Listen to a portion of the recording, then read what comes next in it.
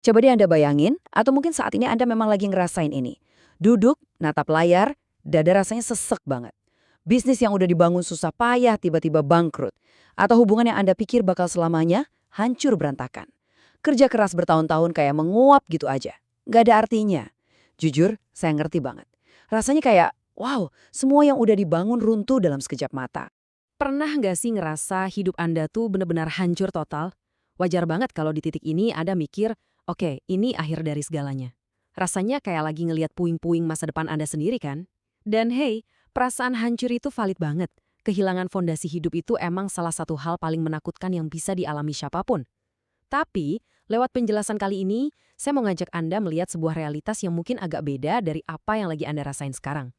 Karena gini, di titik yang kerasa paling gelap dan paling bikin sesak napas ini, Anda tuh sebenarnya lagi berdiri persis di depan pintu masuk menuju kesuksesan terbesar Anda. Serius, Anda nggak salah dengar. Kehancuran yang lagi Anda alamin sekarang ini itu bukan garis akhir dari cerita Anda. Malahan, ini tuh semacam syarat mutlak buat ngebuka babak baru yang jauh lebih luar biasa.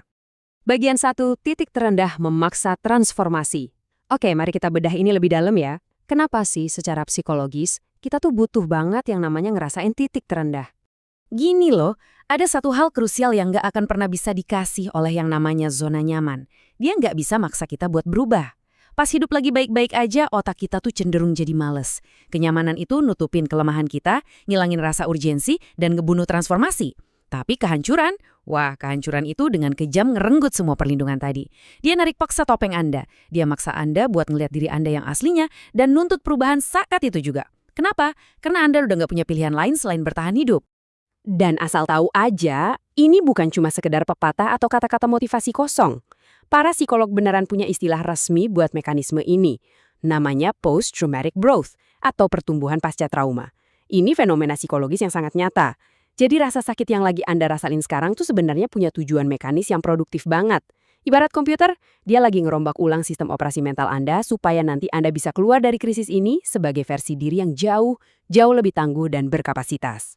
Nah, data penelitian ini benar-benar ngegambarin dengan cemerlang apa yang saya maksud. Coba lihat.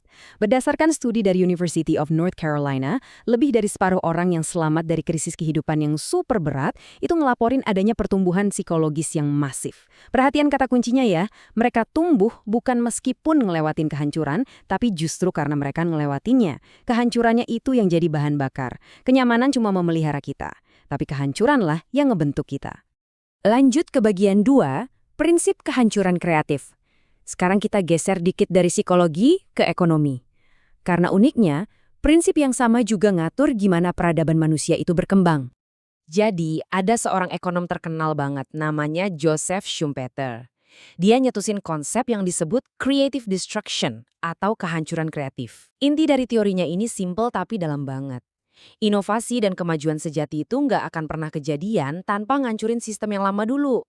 Secara harfiah, kehancuran itu nyiptain ruang kosong yang dibutuhin supaya sesuatu yang baru dan lebih baik bisa tumbuh. Coba deh pikirin contoh-contoh ini bentar. Mobil itu nggak bakal ngerajai jalanan kalau industri kereta kuda nggak dihancurin.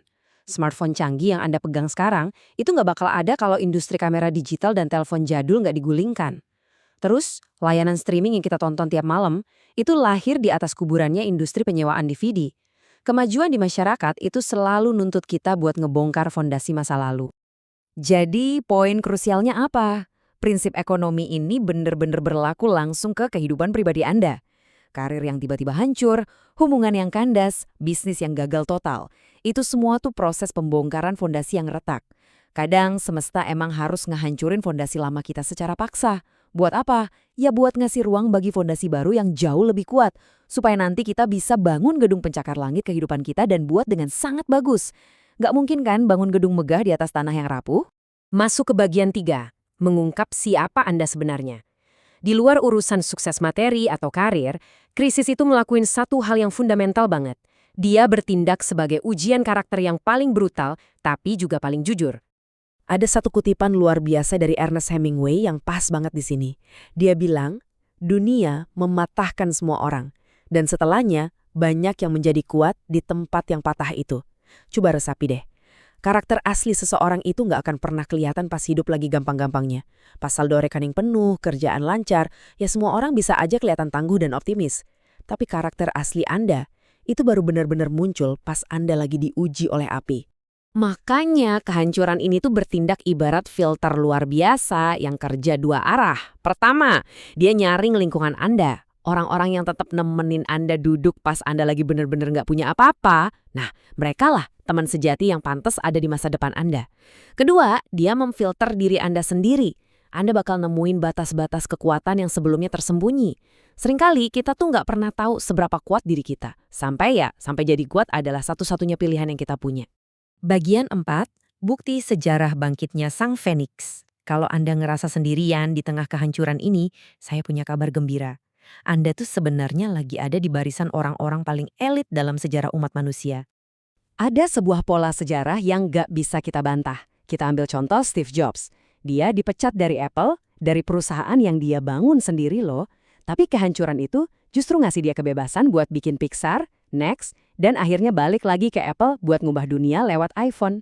Terus ada Oprah Winfrey. Dipecat dari kerjaannya sebagai presenter berita umur 23 tahun karena dibilang nggak cocok buat TV. Walt Disney pernah dipecat dari koran lokal karena dinilai kurang imajinasi. Bayangin coba, semua legenda ini punya satu kesamaan mutlak. Mereka harus benar-benar dihancurkan dulu sebelum mereka bisa bersinar terang. Bagian 5, cetak biru 4 langkah untuk bangkit. Oke, tahu kalau kita bisa bangkit itu satu hal, tapi pertanyaannya, gimana cara eksekusinya? Mari kita ubah semua teori dan inspirasi tadi jadi langkah-langkah praktis yang bisa mulai Anda lakuin hari ini juga. Nah, ini dia cetak birunya. Langkah pertama, rasakan. Jangan sok jadi pahlawan yang pura-pura baik-baik aja. Rasa sakit yang nggak diproses itu bakal numpuk jadi racun di dalam diri. Kasih diri Anda waktu buat berduka. Terus, langkah kedua, cari pelajarannya. Berhenti nanya, kenapa ya ini kejadian ke aku, yang cuma bikin kita ngerasa jadi korban. Mulai ganti pertanyaannya jadi, apa yang bisa aku pelajari dari sini? Langkah ketiga, mulai dari yang kecil. Nggak usah buru-buru pengen ngebangun kerajaan dalam semalam. Momentum itu butuh konsistensi, bukan sekedar kecepatan. Dan terakhir, langkah keempat, percayai prosesnya. Saat ini mungkin Anda belum bisa melihat gambaran besarnya, tapi percayalah, proses inilah yang lagi ngebentuk siapa Anda nantinya.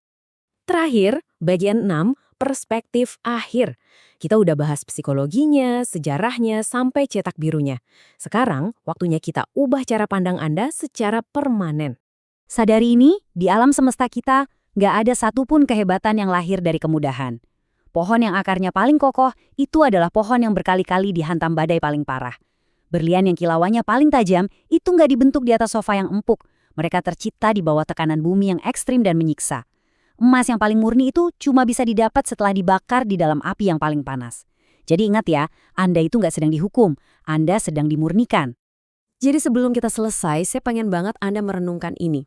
Kalau kehancuran ini ngebuktiin bahwa Anda nggak lagi dihancurkan untuk selamanya, melainkan lagi dibangun ulang buat kapasitas yang jauh lebih besar, maka sekarang keputusannya murni ada di tangan Anda. Saat api ini nanti padam dan badai ini udah berlalu, versi diri Anda yang kayak gimana sih yang bakal melangkah keluar dari puing-puing ini? Rangkul kehancuran Anda hari ini. Karena itulah tiket VIP menuju kesuksesan terbesar Anda besok. Terus bertahan, tetap melangkah, dan sampai jumpa di puncak.